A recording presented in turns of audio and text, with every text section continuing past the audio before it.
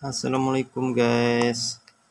Ini saya sedang terapi totok punggung pada balita dengan keluhan batuk pilek.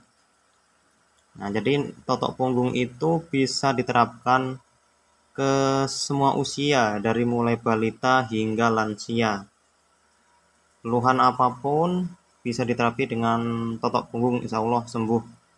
Mulai dari batuk pilek, panas, demam, hingga keluhan-keluhan yang lain. Insya Allah dengan totok punggung ini bisa lekas sembuh.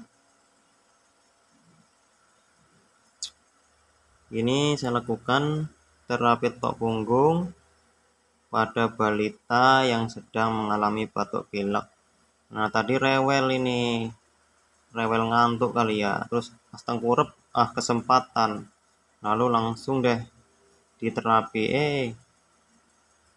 tidur. Langsung tidur.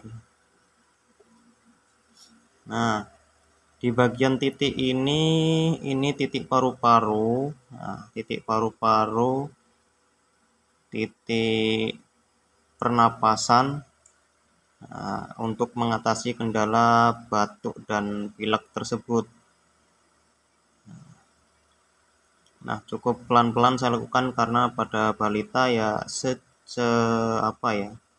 seperlunya, secukupnya saja dalam penekanan supaya aliran darah yang ada di dalam punggung ini lancar, sehingga aliran darah ataupun sumbatan-sumbatan yang ada di punggung itu terbuka, sehingga